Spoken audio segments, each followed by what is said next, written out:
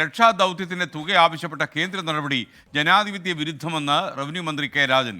ദുരന്ത മേഖലയിൽ നൽകേണ്ട പണം നൽകാതെയാണ് ചെയ്ത സഹായത്തിന് ഇപ്പോൾ കേന്ദ്രം പണവും ചോദിക്കുന്നത്. പണം നൽകാൻ കഴിയാത്തതിൻ്റെ സാഹചര്യം വിശദീകരിച്ച് കേന്ദ്രത്തിന് മറുപടി നൽകുമെന്നും മന്ത്രി 24നോട് പറഞ്ഞു. സൂരജ് സജിയുടെ റിപ്പോർട്ട് തൃശ്ശൂരിൽ നിന്ന്.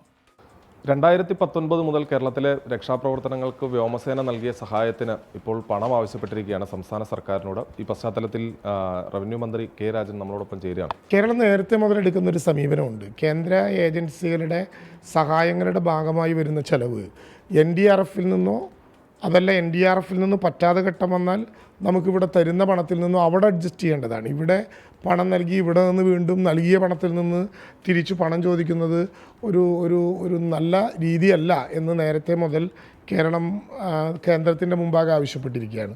ഇപ്പോൾ ഇവിടെ പറഞ്ഞല്ലോ, വിവിധ കമ്മിറ്റ്മെൻറ്റുകൾ എന്ന് പറയുമ്പോൾ ഇതെല്ലാം കൂട്ടി വരുന്ന ഒരു സാഹചര്യത്തിൽ ഇതിപ്പോൾ കൊടുക്കണം എന്ന് പറഞ്ഞുകൊണ്ടാണ് കേന്ദ്രത്തിൻ്റെ നിലപാട് വന്നിരിക്കുന്നത്.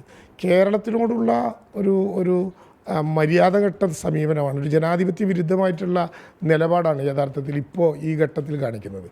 കേന്ദ്രം നൽകിയ എല്ലാ സേവനങ്ങളോടും ഹൃദയം തുറന്ന് നന്ദി രേഖപ്പെടുത്തിയതാണ്.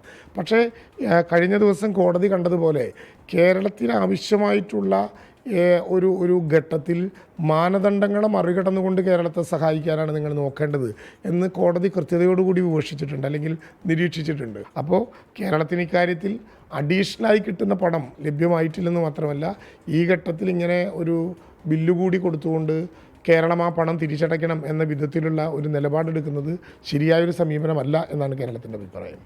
ദുരന്തമുഖത്തൊരു ഏഞ്ചൽ ഗാർഡിയനെ പോലെ നിൽക്കേണ്ട കേന്ദ്രം അത്തരത്തിൽ പെരുമാറുന്നില്ല. തീർച്ചയായിട്ടും സുപ്രീം കോടതിയുടെ യഥാർത്ഥമായിട്ടുള്ളൊരു നിരീക്ഷണമാണ് ഇവിടെ പറഞ്ഞത്. ഒരു ഏഞ്ചൽ ഗാർഡിയനെ പോലെ നിൽക്കേണ്ട സ്ഥിതിവിശേഷമാകുന്നില്ലെന്ന് മാത്രമല്ല, മറ്റു പല സംസ്ഥാനങ്ങൾക്കും കൊടുക്കുന്ന രീതിയിൽ കേരളത്തെ കാണുന്നില്ല. അതുകൂടി കേരളത്തിൻ്റെ ഒരു പ്രശ്നമാണ്. കത്ത് സ്വാഭാവികമായിട്ടും വന്ന സാഹചര്യത്തിൽ അത് കൊടുക്കേണ്ടതിൻ്റെ സാഹചര്യത്തെക്കുറിച്ച് ഗവൺമെൻറ് ചർച്ച ചെയ്യും. ഗവൺമെൻറ് അതുമായി ബന്ധപ്പെട്ട് ഉത്തരവിറക്കും. പക്ഷേ ഇപ്പോൾ കേരളം സാമ്പത്തികമായി ഇത് തത്വത്തിൽ ഇത് കൊടുക്കേണ്ട കാര്യം കേരളം അംഗീകരിച്ചു ഉത്തരവിറക്കും. പണം കേരളത്തിനോ മറ്റേത് സംസ്ഥാനത്തിനോ കൊടുത്താൽ ദേശീയ ദുരന്ത പ്രതികരണ നിധിയിൽപ്പെടുത്തി അവിടെ തന്നെ വിൽക്കേണ്ടതാണ് ഏറ്റവും ശരിയെന്ന നിലപാടിനെക്കുറിച്ച് ഈ 3 കാര്യങ്ങളും കോടതിയുടെ മുമ്പാകെയും കേന്ദ്രത്തിൻ്റെ മുമ്പാകെയും കേരളം അവതരിപ്പിക്കും.